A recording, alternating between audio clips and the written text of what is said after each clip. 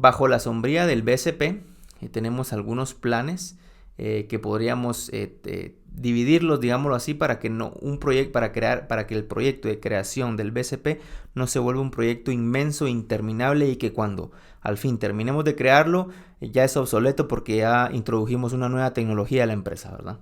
Entonces, por ejemplo, tenemos planes como Business Recovery Plan, que otra vez Business Resumption Plan recuperación, no recuperación, sino que resumir el negocio básicamente, o sea, volverlo a poner en marcha. Tenemos, por ejemplo, Continuity of Operations Plan, que lo que provee pues, son procedimientos, por ejemplo, para mantener la organización o mantener los procesos esenciales de la organización, ¿verdad? Luego tenemos Continuity of Support Plan, IT Contingency Plan, es decir, un plan de contingencia de IT. Es decir, nosotros como IT, por ejemplo, podríamos decir, bueno, yo sé que los servidores más críticos para mí son el de contabilidad, el de clientes, el del e-commerce. Bueno, entonces yo voy a tener mi propio plan para saber que si se me cae un enlace para estos servidores, pues yo voy a resumir o voy a continuar operando de esta y esta forma, ¿verdad? Luego tenemos un plan de ciberincidentes, tenemos un plan para el personal, es decir, cómo yo voy a evacuar al personal en caso exista una disrupción de algún medio o algo por el estilo. Y bueno, así tenemos muchos planes en los que podremos resumir. Yo creo que les mencioné los más comunes o los que más o menos se usan casi todo el tiempo para no mezclarnos en un proyecto enorme e interminable para crear un BCP. Pero bueno, sí, siempre tenemos que tomar en cuenta que la meta final es crear el BCP. Luego tenemos los árboles de llamadas, que para esto para lo que nos sirve es saber a quién llamar en el momento de una emergencia. Cuando las papas se nos están quemando, como diríamos coloquialmente acá, no sabemos a quién llamar, no sabemos quién es el responsable, quién es el que va a tomar las decisiones. Entonces tener un árbol de llamada es muy importante para saber, bueno, si se cae este enlace, yo sé que tengo que llamar a tal persona. Si se cae o pasa algo en el edificio, yo sé que tengo que llamar a tal persona. Si pasa algo, yo tengo que llamar a la policía. Si pasa algo, yo tengo que llamar a los bomberos, etcétera, etcétera, ¿verdad? Y luego tenemos, por último, los backups. ¿Qué tipos de backups podríamos tener nosotros, verdad? Ya tomando en cuenta el RTO. ¿Se recuerdan que en el video anterior les dije yo que no tenía sentido decir, bueno, ¿cuánto tiempo te podrías quedar abajo? No, bueno. Y la respuesta es siempre media hora, 15 minutos o mucho menos, ¿no? Bueno. Y entonces, ¿cada cuánto haces backup? Bueno, una vez a la semana. No hace match, ¿verdad? Entonces, ahora que ya nosotros sabemos cuál es nuestro RTO, tenemos diferentes opciones para hacer nuestro backup.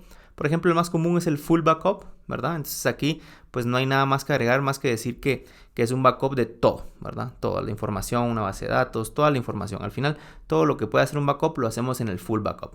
Luego tenemos los backups incrementales y esto se hace como un incremento del último backup full, ¿verdad? Tenemos un full, por ejemplo, podríamos hacer un full backup el domingo y de lunes a viernes pues implementar el incremental, ¿verdad? Entonces, para restaurar un backup incremental, necesitamos copia de cada uno de esos días. Es decir, si yo quiero, por ejemplo, mi sistema se cayó el viernes y yo quiero restaurar el backup, pues yo tendría que restaurar del jueves, del miércoles, del martes, del lunes y del domingo, ¿verdad? Luego tenemos el diferencial, el que acabamos de ver es el incremental, y ahora tenemos el diferencial que opera en una manera similar al incremental, pero por una diferencia muy clave, ¿verdad? El archivo que hace backup es el archivo que cambió nada más. Es decir, si yo tengo 5 archivos y el domingo le hice backup, pero el lunes solo cambió uno, pues solo hago backup de ese, ¿verdad? Y para restaurarlo, lo único que necesitamos es el último backup, el último full backup y el último backup diferencial. Por ejemplo, volvemos al ejemplo de que se me cayó la base de datos, se me cayó el sistema el día viernes. Yo quiero regresar el backup de toda esa semana, pues solo tendría que restaurar el del jueves y el del domingo, ¿verdad? Y luego tenemos muchas otras opciones, Electronic Vaulting, Journaling, etcétera, etcétera. Podríamos decir, bueno, yo no puedo hacer backups full porque el ancho de banda se me acaba. Yo lo voy a hacer durante las noches, yo lo voy a hacer por pedazos, yo lo voy a hacer un pedazo a mediodía, un pedazo a medianoche. Realmente, o podría incluso decir, bueno, mi RTO es casi cero. Mi RTO podría ser 2 minutos, 1 minuto, 30 segundos. Aquí lo que tendríamos que hacer es básicamente un espejo. Cuando una transacción se guarda en mi sitio principal, también se guarda en el sitio alterno, ¿verdad? Básicamente. Y bueno, así tenemos muchas opciones de backups. Creo que el full, el incremental, el diferencial son las tres más comunes, pero no hace sentido comprar o obtener una solución de backups si ni siquiera tenemos un RTO definido, si ni siquiera tenemos un Business Impact Analysis definido como para saber qué sí puedo permitir perder y qué no me puedo permitir perder y cuánto tiempo puedo estar abajo, ¿verdad? Hay muchas empresas que dicen, bueno, mira, mi RTO es casi cero, de verdad, son 2 segundos, 1 segundo, milésimas de segundos y no puedo ni siquiera permitirme estar abajo, pero ni eso, ¿no? Entonces aquí la tecnología ha ido evolucionando y hay un tema nuevo que se llama hiperconvergencia. Y esto es básicamente, y de verdad, esto es un tema muy extenso y que posiblemente no les venga una pregunta en el examen, pero es un tema que vale la pena investigar y en poquísimas y resumidas palabras la hiperconvergencia es tener redundancia, pero no solo de datos, no solo de enlaces, no solo de backups, no solo de máquinas virtuales, sino de todo. Hay algunas tecnologías de hiperconvergencia que implementan la tecnología RAID con bits de paridad, pero a nivel de máquina virtual. Es decir, mi máquina virtual no necesariamente está en un espacio o en un disco específico, sino que puede estar distribuida en 5 o 6 discos, la máquina virtual que estoy utilizando. Entonces a la hora de que un disco falle, pues la máquina igual sigue funcionando porque está distribuida en los otros discos. Lo único que hace un failover hacia otro disco y la máquina virtual sigue como si nada, ¿no? Y así tenemos redundancia de datos, redundancia de información, de enlaces. Y lo mágico de esto es que puede ser dentro de un solo appliance, dentro de un solo equipo. VMware, creo yo, e Intel, creo que andan ahí peleándose por la cabeza de este nuevo mercado. Pero sí, es una tecnología que vale la pena investigar y que podríamos pues tomar en cuenta para temas de backups o temas de continuidad del negocio, ¿verdad? Y por supuesto, después de tener nuestro BCP y DRP finalizado o concluido o ya realizamos nuestra documentación, o no podemos dejar de probarlos, ¿verdad? De hecho, muchas regulaciones no solo piden que exista un BCP, sino que se haga un drill o una prueba una vez al año o 2 veces al año, ¿verdad? Bajo esta perspectiva tenemos varios tipos de test. Por ejemplo, el test donde solo hacemos un checklist. Es decir, bueno, ¿tenemos seguridad para el edificio? Sí. ¿Tenemos seguridad en el data center? Sí. ¿Hay candados en el data center? Sí. ¿Hay algún supresor de fuegos en el data center? Sí, etcétera, etcétera. Es un checklist más que todo, ¿verdad? Luego tenemos un walkthrough, que es básicamente un tabletop o digamos que ponemos escenarios donde decimos, bueno, ¿qué pasaría si sucede esto? Así se puede porque en la sección tal decimos que vamos a responder de tal forma, en la sección tal decimos que nos va a ir de tal forma, etcétera, etcétera.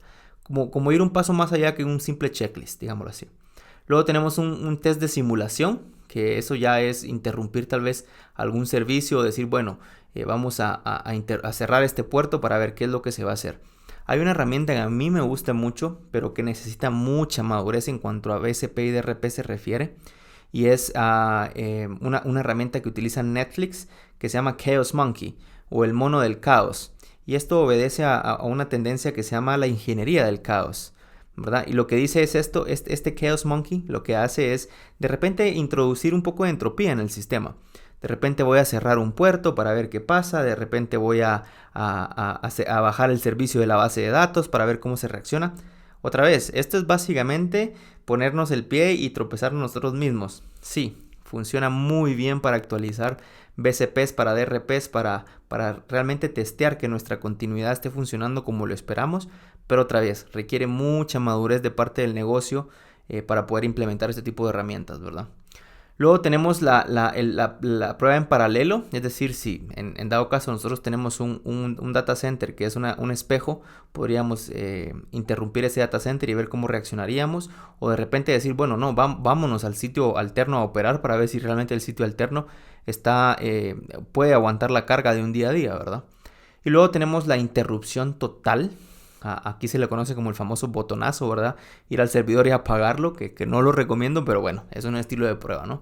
Esto ya es la última prueba que podríamos hacer porque realmente sí mide la fortaleza o qué tan bien se realizó un BCP, ¿verdad? Luego tenemos el mantenimiento del plan. Solo para mencionar, este plan pues se tiene que mantener por lo menos una vez al año o una vez a cada 6 meses. o cada vez que se introduce una tecnología nueva en la organización.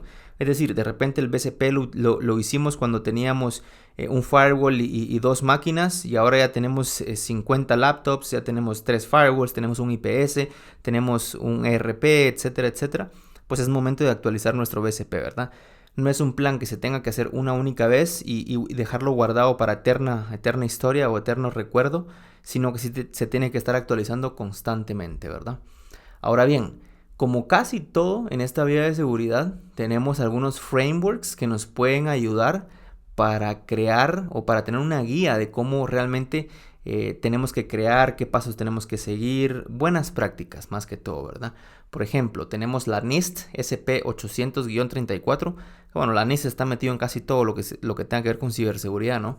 Que es un plan para la contingencia, una guía, ¿verdad? Más que todo para los sistemas del sector federal, pero sí que lo podemos acceder porque está pues accesible al público, ¿verdad? La ISO, que obviamente no se puede quedar atrás, con la 27031, ¿verdad?